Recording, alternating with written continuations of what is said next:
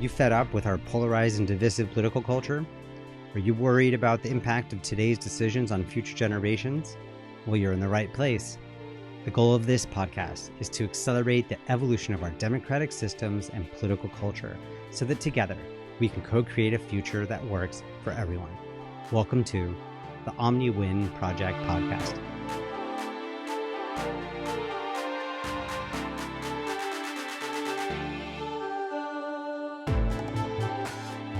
My name is Duncan Autrey, and I am a conflict transformation catalyst, and I'm your host. I believe that the world is ready for things to change, and I know that we already have the answers to most of the problems we're facing today. And on this podcast, I'm going to be sharing them with you. I am in this project for the long haul, and I am so glad that you're joining me. If you would like more information, media, resources, and inspiration, come on down to omniwinproject.com, and of course, don't forget to subscribe. Welcome and enjoy the show.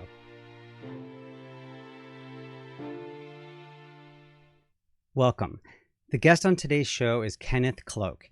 Ken is a great friend, and he is one of the primary inspirations for the creation of the Omni-Win Project. And I'm going to start by pointing out that this is part 2 of my conversation with Ken. If you would like to have more context about what's going on in this episode, or if you would like to hear me give Ken a proper introduction, I encourage you to go check it out. If you have already listened to part 1, I'm sure that you're eager to go ahead and get to the conversation. Either way, welcome, and thank you for listening to the Omni-Win Project Podcast. So at the end of our last episode, Ken left us by pointing out that we're going to have to break out of our current democratic structures, the ones that are looking for simple yes and no, right and wrong solutions. We need instead to find processes that allow us to sustainably engage with complex political issues. I'm going to back up the recording a bit so you can hear Ken frame up the question. And before we get started, I'll also mention that this interview is recorded live with an audience from the Democracy, Politics, and Conflict Engagement Initiative. And you're going to hear a Q&A session at the end of this episode. And actually, there's a lot of good stuff there, so please listen. Anyways, to start us off, here is Ken framing up the question that he was offering at the end of part 1. Thank you for listening to the Omni-Win Project. Please enjoy. But there isn't anything final in relationships.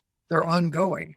And what we need isn't just a determination at one point in time that somebody is wrong and the other one is right. What we need is to figure out, how do we live together in a way that acknowledges both what is right and what isn't for all of us, and allows that to evolve over time. And it's identical with nation states.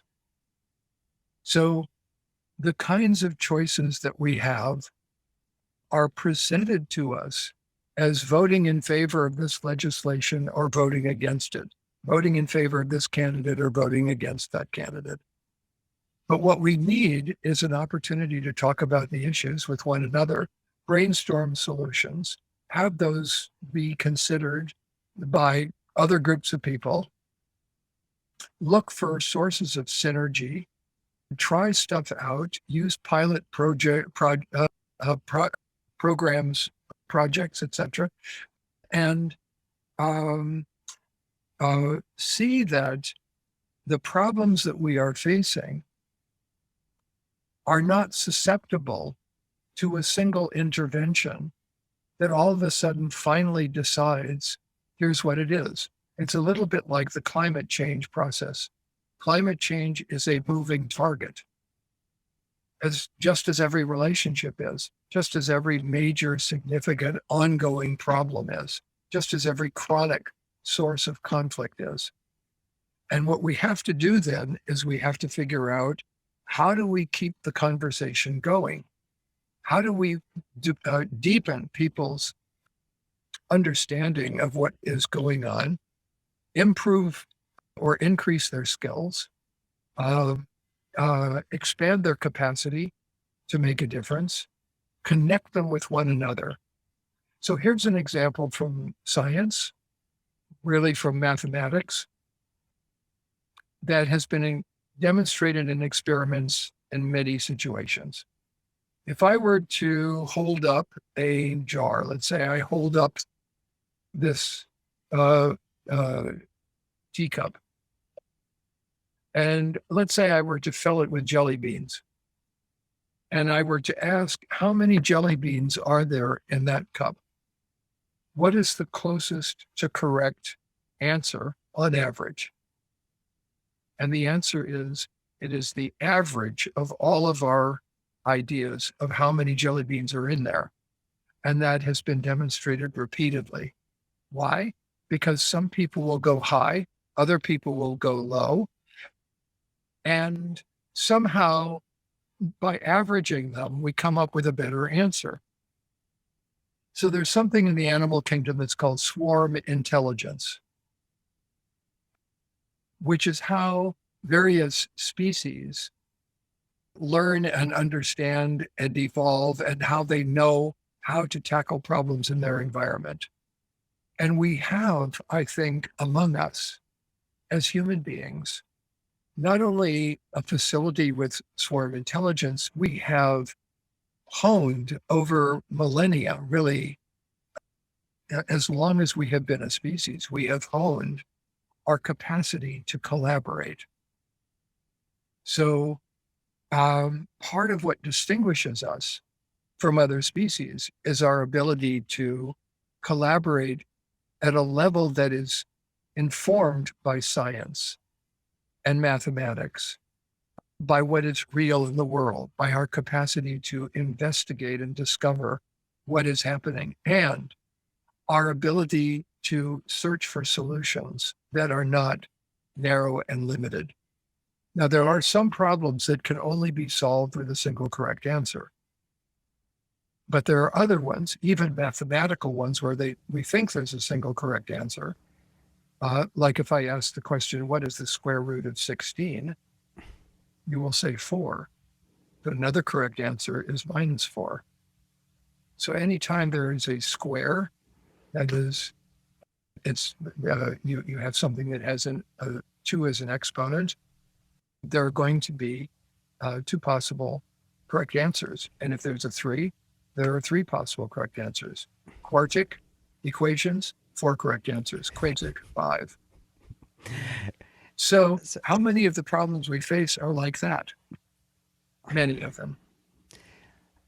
I really appreciate your ability to go down to the math rabbit hole. Thank you. And I'm going to sort of pull out of this piece of your average jelly bean sort of prediction thing here. Yep. And this is something that I think is a fundamental concept behind, I don't know, just the whole field of conflict transformation, or just why we even think there should be dialogue and participatory democracy in the first place, is that it's like the more perspectives we have on something, the more precise understanding of that thing we're going to have, right? Mm-hmm. So, I mean, we could literally just like, you know, if you're sitting across the table from someone, you're having 2 totally different experiences of what's behind the other person and what's on the table. Everyone's seen 2 different sides of the same thing. Have a conversation between the 2 of us, we can describe it better. But if we had a 3rd or 4th person, we can do more, right? And it seems like mathematically we can prove that if we're just guessing even, we're going to get really close to the correct answer if we get the collective average. And this seems like it totally would apply to almost any important public policy issue that we want to be considering in our highest common good problem-solving democracy, right? Like the more perspectives that we have on it, the more precise of an answer we might have, right? And get closer to what might be the, you know, the right or the most adequate or the, you know, the most optimal answer. And so, and challenge of our current system is that someone, maybe with like a group or some politician or maybe with their colleagues or somehow, they've put together an answer and then they present it as, do you like this or not like this? Right? And that's how we're mainly thinking about our democracy, up, down vote on this thing that's already fixed. So it seems to me that a place where some of these tools would be most useful would be upstream from that actual decision, right? And to think about, so if I am a politician or I have a constituency and there's an issue they need to consider. So I know like in California, we have like fires or whatever the topic might be. Gathering as many different perspectives on like what might happen and getting them into conversation with small groups and such to have a conversation about an issue and really think about it ahead of time before making a decision about it. Seems like that's the place to be, really. There's can be real space for that kind of thing. And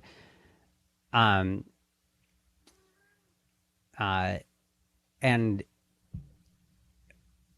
yeah, so just there's something about that idea of like developing like the response to an issue first and really taking in those different perspectives and trusting that it's really the average of all of these. And there's also the way that if people are participating in it, they also might have more buy-in and be willing to have it happen. So I wonder, like, do you have any examples or experience with, I mean, like those different perspectives kind of like coming in with the other yes, no answers and then realizing that there's like a kind of a third path here or a fourth path or something that no one had thought of before? Absolutely. Let me give first an example of doing that and then a kind of description of it. For those of you who have been to Santa Monica, where I live, if you have been on Main Street or to the promenade, you have noticed there's a kind of aesthetic. It's governed by a zoning ordinance.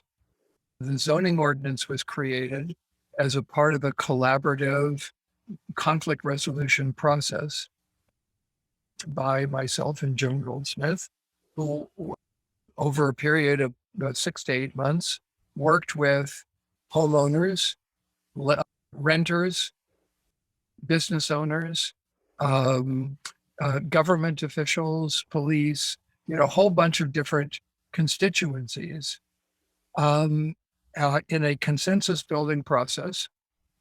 And it wasn't particularly easy because everybody had their own views of it, but we came to complete consensus about what should happen and then planned what this whole city was going to look like over a period of months, with room for multiple different diverse voices in that process.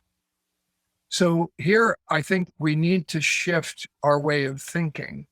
And here is one way of doing that. If we think of how we combine things together, there are two fundamental ways of doing this. One, we take cold water and we add warm water and we get lukewarm water. That's compromise. And that's not maximal. Second, we take water, we add flour, yeast, and heat. And now we create bread. If we do it in the right amounts at the right times, that's a much more complex process. But we have invented something brand new out of things that have nothing to do with each other, because there's nothing about the heat that tells you that bread is going to result, or yeast in advance, or any of those things. So one piece of this is what we can think of as the creation of a recipe for success out of experience. And in doing that, we need to account for lots and lots of different kinds of experience. And if we leave any of those experiences out, our ability to create the recipe will be reduced, which doesn't mean that we add everything into the recipe. It means there has to be a winnowing. Who does the winnowing? And the answer is the small groups in each of their small groups. And then representatives of those small groups come together and integrate what was created. And then it's fed back again. And you do that kind of accordion style in and out over a period of time. The problem is it takes time to do this. It's complex. It takes higher order skills. You've got to know how to bring people who disagree with each other into conversation. You've got to know how to resolve the conflicts in ways that are constructive. You have to know how to not slip into adversarial assumptions, how to listen closely to what it is that people really mean, how to take the risks that are involved in discovering what they really mean, as opposed to just what they're saying. Yeah. I mean, it's not exactly, I think this is like, it's not just about putting all the critters into the space and seeing what happens. There has to be people who have the skills to organize that conversation, be in that higher level conversation, and it seems like we have those people with those skills. There's a lot of people with those skills. Increasing numbers. Exactly. So, Ken, I want to ask you one more question, and then we transition to seeing what other people who have stayed through this conversation might want to ask. When you're looking forward to, so 2020 was a challenging election year. And if we're just looking at that high level 2024, 2028 coming down the pike, what are the things that you're going to be looking for or paying attention to see if we're moving more towards an Omni-Win democracy? Or what are the criteria or the metrics that you can tell if we're getting better or not? Okay, very good question. Let me first kind of look at the picture globally. Right now, war is raging in Ukraine. We've got two nuclear powers, at least, who are squaring off against each other, really more than that. And Richard Denton, who is on this call, listening in, is one of the individuals in Rotary who's attempting to bring nuclear danger to the forefront of our consciousness and problem solving. We've got a massive global problem with changing climate and environmental devastation. We have the pandemic, which is now fortunately receding, but it is one of possibly many. And there is nothing in the way that we have responded to this that fits into the category that you have described of planning, preparation, prevention, sort of the intelligent way of approaching these issues. Why? In part because the form of government is an obstacle to problem solving. The nation state is probably the single most powerful problem solving organization ever created. And it can no longer solve those kinds of problems, any of them. In fact, it is a part of the problem rather than a part of the solution. So what do we have to do? The answer is we have to make the form of our decision-making, the form of our government, open to input and invent ways for people to participate in conversations across polarized political lines that reinforce our oneness, not only as citizens of the US, but as a species on the planet. And this oneness can be created in small ways in mediated conversations. I do it every single mediation I do. I ask questions that draw people together, that identify who they are as human beings, that respect them, that acknowledge what's happened to them, that listen to their interests and try to build those into solutions, etc. So there are many, many different ways of doing this that I think we as conflict resolvers have to offer. But we are really at a significant turning point in our ability to make this happen. The fact of January 6th and the insurrection that took place is one we can't forget. And it is one that, if we think about it and we read what happened, we realize that we came just about this close, within millimeters of losing democracy entirely. And that can still happen again. Fortunately, it did not. Fortunately, we've learned a few things, but we haven't learned enough to actually prevent it from happening the next time around. In fact, many of the difficulties that we face have their origin, in my view, in an outdated paradigm of politics that then generates conflicts and turns those conflicts in a political direction. So there is nothing about wearing a mask with regard to COVID that would tell you that that is a political issue. And yet it has become one. And so what's happening is we are making issues political because there are underlying interests that are political that are not being addressed. And those are coming out in other forms, just as in a marriage. If there's some underlying problem that isn't addressed, it's going to come out in other forms.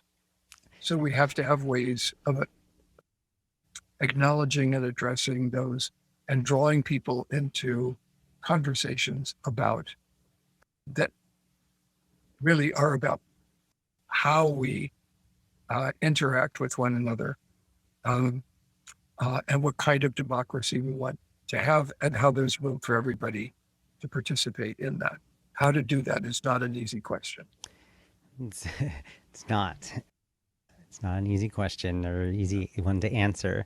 And, I actually made a little note here just today. One of the first people who, from the January 6th insurrection, was convicted of a handful of different crimes. And it occurred to me that there's a way that's,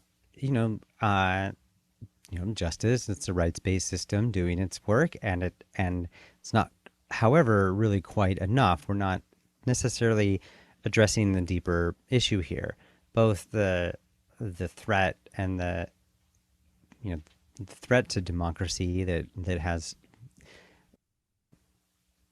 that it all represents, but also the idea that there's that we just got to get these people who are angry about the system sort of out of the way is also not the answer either, because as far as I can tell, part of the reason why those people were riled up is because they thought, oh, hold on, no one's going to listen to us if we don't win this election, because if we're on the losing end of this, then we're going to be excluded. And it's back to that digital democracy. Yeah. When the digit is half of the population or 49% of the population, there's a challenge there, right? It's like there's some legitimate concern about pushing people, out of the system or telling them that they lost and so forth. And I think that kind of what I hear is like your response of sort of like, what are you looking for, like watching as we go forward? Similar to what I see too, I find myself interested in trying to see politicians or anyone out there in the political sphere really talking about the importance of getting input across the political perspective, to really inventing ways for participation across the different party lines and so forth, and to really lift up that value. I can feel that we're close to that. So that's one thing that I'm going to be watching for. And I think maybe a future conversation might be an interesting one about how might we talk to people who are campaigning or running for office or in office about them making the choice to say, I'm going to make some decisions based on what the actual people have to say. I'm going to really listen to the whole perspective, to have any individuals that are in the system be actually lifting up the importance of listening to everyone and not just trying to win on a certain policy issue. Curious where those entry points might be, and it'd be kind of cool to explore future down the road in this project. Yeah, the one of the pieces that is important here is the role of polarization. And all of learning, all of growth from the very beginning is about polarization. So you have, X chromosomes and Y chromosomes that separate from one another. And that separation, that initial separation, allows you to create a brand new human being by combining those different chromosomes in different ways. And in a similar kind of way, polarization in conflict is an important step in making sure that your experience is heard. And it's legitimate for people to say, no, that isn't how I feel. And we should not take the position in conflict resolution that polarization is a negative, just like we don't take the position that conflict is negative. What it is it's a prompt to dialogue, to negotiation, to conversation, to listening, to empathy, to storytelling, to brainstorming, issue analysis. All of these various ways of responding to differences arise out of the differences themselves. And what we are really searching for is, how do we create synergy? How do we make bread? Yeah. And one of the ways that we are doing this is by seeing that there's a difference between the nation state on the one hand and civil society on the other. And many of the things that you are describing, Duncan, are things that are now taking place in civil society. There is a group like Better Angels that are organizing dialogues. There is living room conversations. There are multiple organizations, Mediators Beyond Borders that you mentioned earlier, democracy, politics, and conflict engagement. There are dozens of organizations that are out there trying to create some better understanding of how we go back to Aristotle and search for the highest common good without excluding people from that process. Yeah. So what's important is to not concede in the process of speaking to people that you disagree with, to not necessarily say, oh, okay, I accept that, I agree with you, because that misses the point also. Because what we discover in conflict resolution is that the deepest truth is not the one that is spoken. It's the one that has a very hard time even speaking up at all. The one that is suppressed. Yeah. The one that's unacknowledged, unspoken. That's the one we want to bring forward. Thank you. I'm really going with this, like when we see polarization and division, this is a prompt for dialogue. And also conceding or allowing just to say whatever goes undermines the whole process, because we each need to have our voice in the process. Exactly. Yeah. So thank you, Ken. I really appreciate this and look forward to more conversations as this project evolves. Let's see. We have one question here from Richard about trying to find what would be a way of finding a peaceful solution to the situation in Ukraine, how to get people to the table and to negotiate a solution.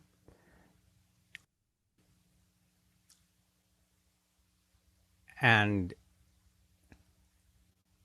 I'd give you permission to take the magic wand effect. If you could really just go, ding, here's what it looks like.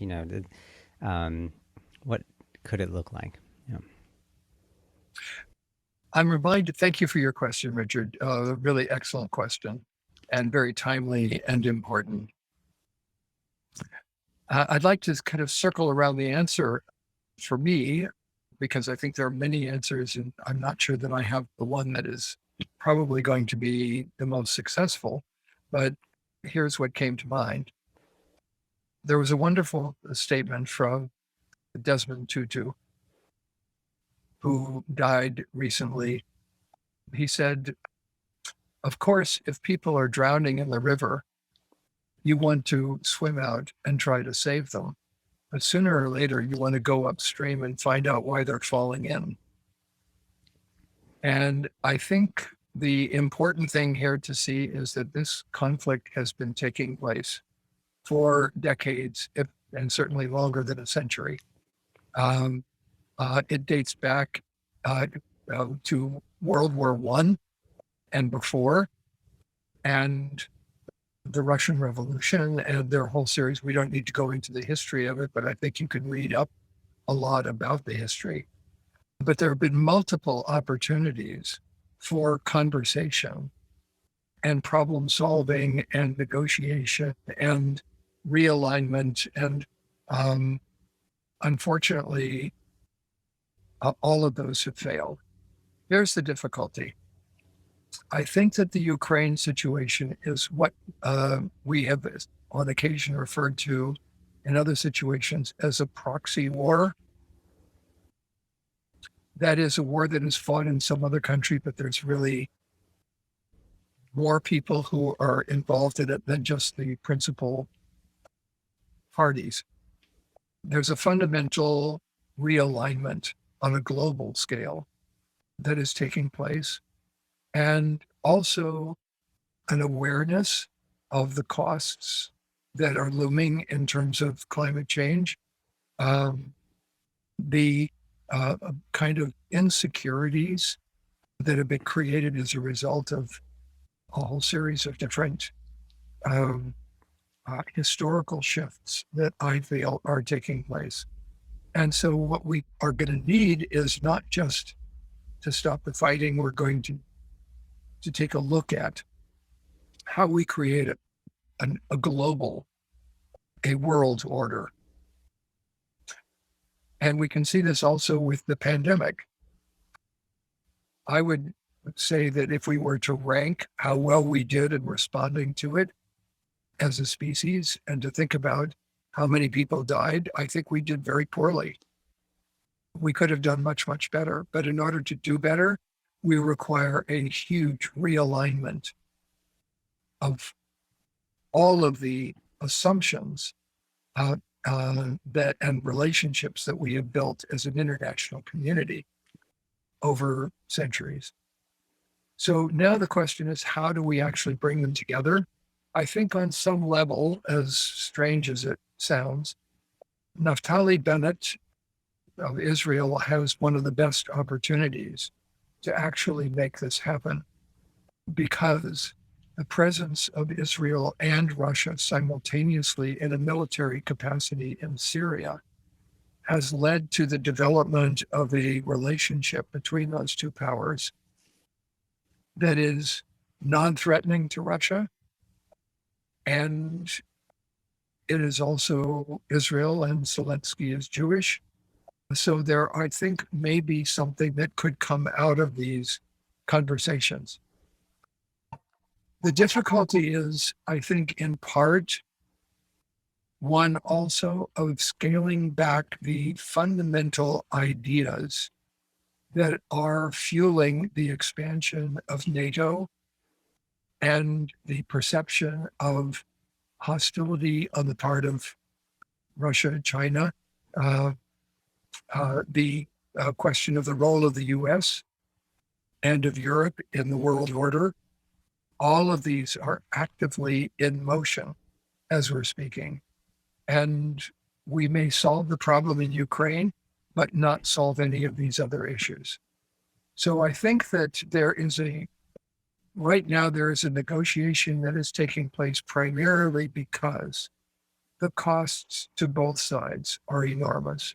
But as been pointed out in at least one article that I've read, this is a war that neither side can afford to lose. And therefore, what we are going to require is some kind of solution that acknowledges the legitimacy of the interests on both sides. The interest of Russia in not having a hostile nuclear power use Ukraine as a possible base for expansion. I think that's on the table, and I think that Ukraine has now acknowledged the legitimacy of that interest.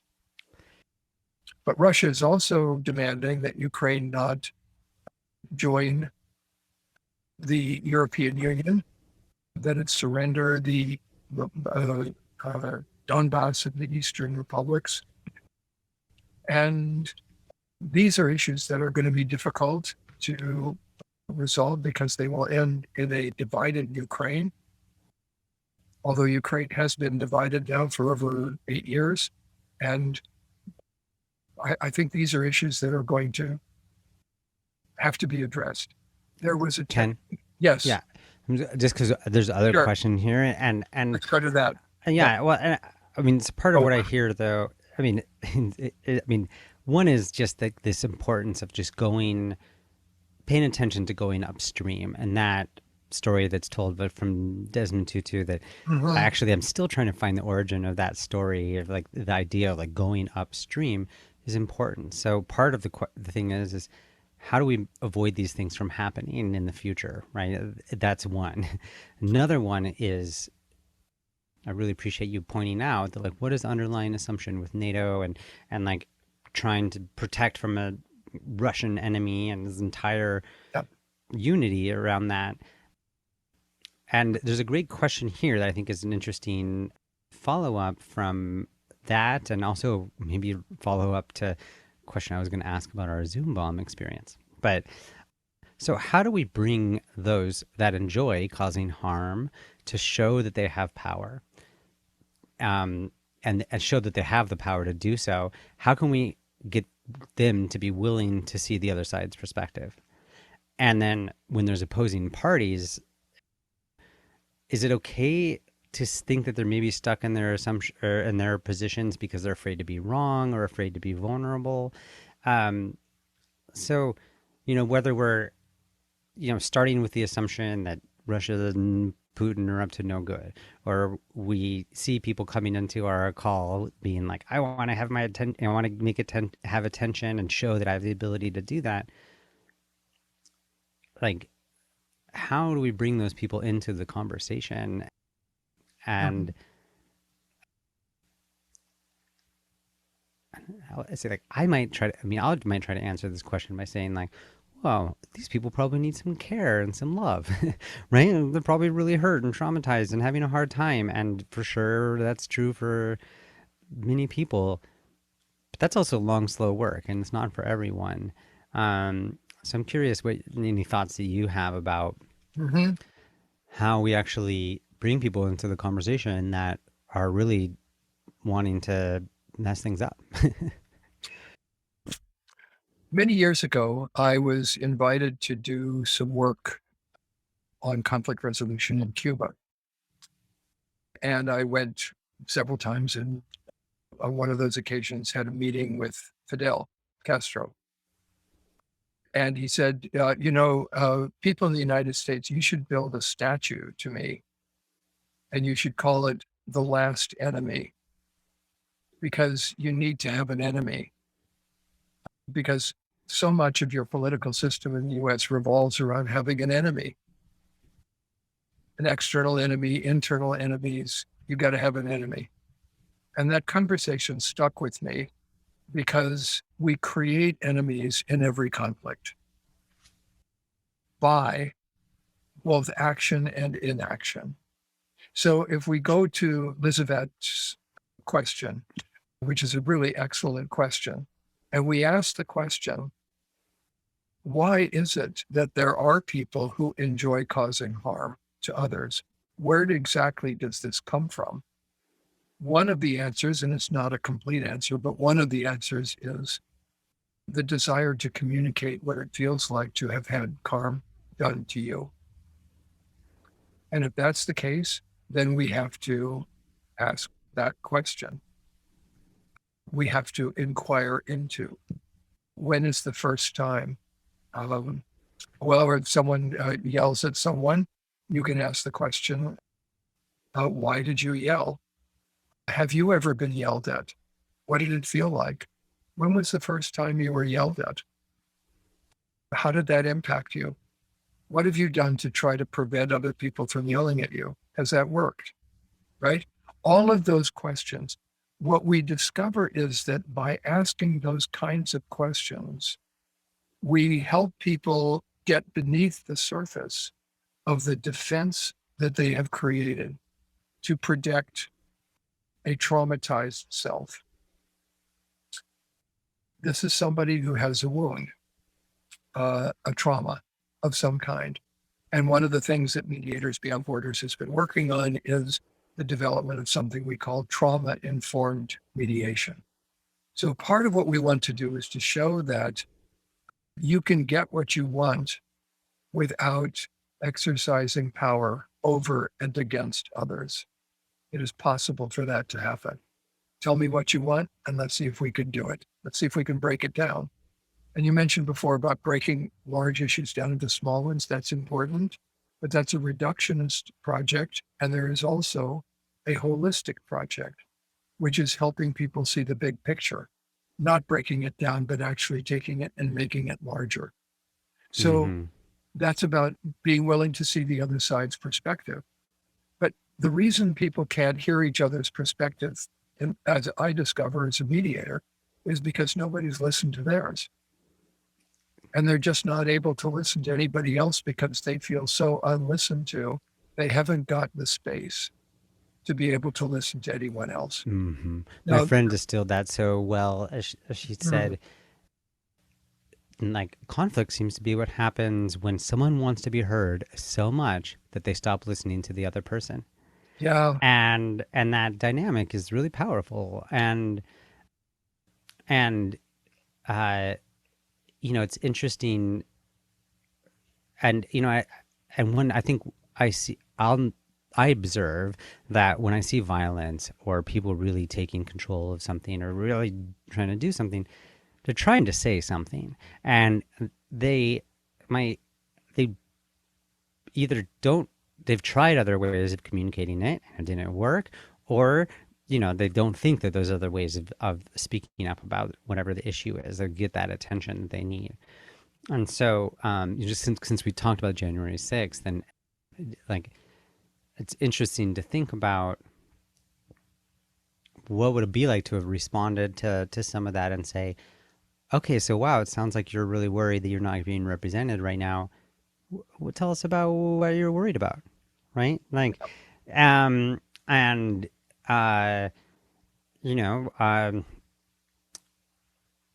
it's interesting because one of the things with this whole Omni-Win project, I'm noticing that I'm thinking about it as like there's kind of four corners that kind of need to get touched on. So one is the skills that we were talking about, right? Like the skills to be able to have the conversation with the different perspectives, have them doing that. We also talked about like different kinds of systems, like how can we get certition, representative groups, build that into our democracy. And then we're talking about these like cultural, high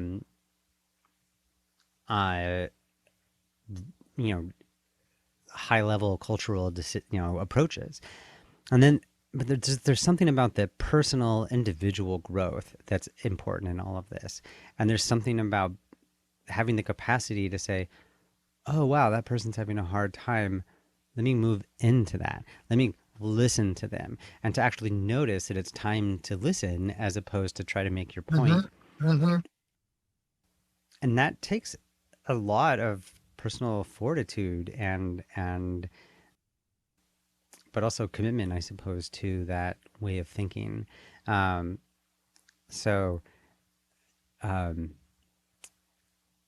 Yeah, actually, just while I'm talking right now, I'll just say, like, for those of you who are still here and listening to all this conversation, first of all, there'll be another great conversation coming up this Friday. That is going to be with Ryan Nakata, who's someone who's has a podcast called Meta Ideological Politics. So we're going to be into a conversation about what is the way of thinking that transcends ideology, but also how do we have mediation between different ideologies? And one of those things that he'll talk about is just the importance of learning, um, uh, like of being aware of one's own ideology. Like, what are the things that are guiding your way of thinking? And we also will be talking, as this goes along, there'll be various other kinds of guests that will be talking about these issues, about how do we do that personal work, how do we actually listen better, what does it actually look like, and so forth. So for those of you who are here, we'll be sending a follow-up email just thanking you all for being here, but you can start following some of my work for this project at omniwin.substack.com. And we'll also share the link with you for the one that's happening on Friday. And it's going to be really, I'm excited to hear people's different perspectives on, like, who else needs to be part of this conversation. So, and what are the different topics that we're going to have to explore to build the Omni-Win democracy here? Does anyone else have any questions for Ken or me at this point? Ken, you described so much of your rich experiences earlier. Just to round us out, can you share one of the most intense experiences with contrasting viewpoints, which you had to facilitate, and how you managed that? And maybe like take us to that scene. It could have been a situation early in your career, because I think some of us, at least myself included, it's like I'm early in my career. I maybe have 10, 15 years of experience a little bit, but I've gone through different developmental stages, and so when what was the most intense experience for you between those two situations? And if you could like paint that scene for us, yeah, thank you. Great. Well, there have been so many. Thank you for your question. I really appreciate that. Let me give a couple that are in very, very briefly. One of those was the one that I mentioned before, sort of facilitating dialogues between Greek citizens and immigrants in Athens, and teaching Greek mediators how to facilitate those dialogues. And present in the room were people who had migrated from multiple countries and citizens who didn't want them there, and turning that in a very positive direction. The second was organizing dialogues between Israelis and Palestinians who had never met one another. And again, incredibly powerful conversations. One of the most powerful ones that I did was a restorative justice process that I did inside an Irish prison with prisoners and guards. Here's my fundamental approach to this. Every mediation, even between divorcing couples, has exactly the same elements in it. The elements that Duncan described before and that Elizabeth mentioned in her question. People who are afraid to show their vulnerabilities. People who are afraid to be wrong. People who don't have the skills that they require in order to open up conversations. And so a part of my focus has been, and is really, in every mediation that I do, how to find those places. And I do a training which is called the Art of Asking Questions, which is about trying to find the questions that make a difference. In political cases, here's one of those questions. What life experiences have you had that have led you to feel so passionately about this issue? That was one that made a difference in Puerto Rico with conversations between people who were in favor of statehood and people in favor of independence. Another one uh, uh, is to look at kind of what conflict means to people, what this conflict means to people. And that was very useful in Nicaragua and mediations that I did between Sandinistas and Contras, or people who were at least part of the loyal opposition in Nicaragua. And there are very similar types of conversations that you can find. The trick of it is to show up yourself for the conversation that you are about to have, and to find within yourself that person who is most difficult for you to empathize with. The one that Lizavette mentions, who enjoys causing harm to others. Can I find that one inside of me? And if so, where does that one come from? What would give me joy in causing harm to someone else? And now, how can I turn that internal awareness into a question that will allow someone to feel empathized with enough to answer a question that is incredibly difficult for them? And what makes the question difficult is the fact that it is transformational. It is a pivot point in the conversation. Everything turns on the answer to this question. So what we are looking for are questions that people answer with their lives. Questions that take people to a turning point in their lives, and ask them now to look at that crossroads and decide which one they're going to go down. Another intervention that I have used in other countries, and that was also a major thing for me, is a very simple question. You can ask it in any conflict, political conflicts especially. Ukraine. If you were to adopt these tactics with your spouse or significant other, or your children, or your family, what would happen? If you were to do this with your family, what would the outcome be? And we know the answer. And this is your family. So the fundamental realization that we have to come to is we are all family. We are one species around the world. We just haven't figured it out yet. And we've drawn lines across the globe that separate us and give us permission not to engage in the conversations that allow us to understand each other. That's got to fail. It is failing. All we are seeing now is the beginning of a massive paradigm shift that we hope will end with some reorganization and a new paradigm that includes all the skills that we are talking about here. Wow. Thank you, Ken. I appreciate this. There's a tie in here, kind of back from almost the very beginning, just this, like, that motivation to try to exclude in order to make the system work, right? That's how we can get everyone to agree. And that's dangerous to our democratic process. It's part of what undermines it. And thank you so much. And Pleasure. And thank you. Yeah. Is there any last word you want to drop in here before we go? Yeah, just a thought that you were talking about. When we talk about the disorganization, it's important to keep in mind that the transition from any lower form of organization to some higher form of organization requires us to disorganize the lower form of organization in order to make room for the higher one. And that's that disorganization is called conflict. Perfect. Thank you. Okay, my pleasure. Thank you, Duncan.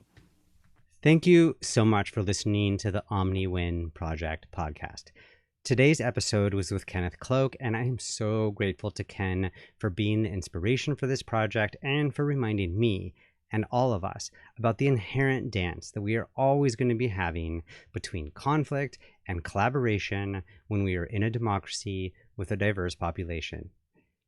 If you want more information about Ken or any of the things we discussed today, look in the episode notes or come over to omniwinproject.com where you can find information about all the things we talked about today. If you enjoyed this episode, please share it with someone and please subscribe to the podcast. You're not going to want to miss any of these future episodes.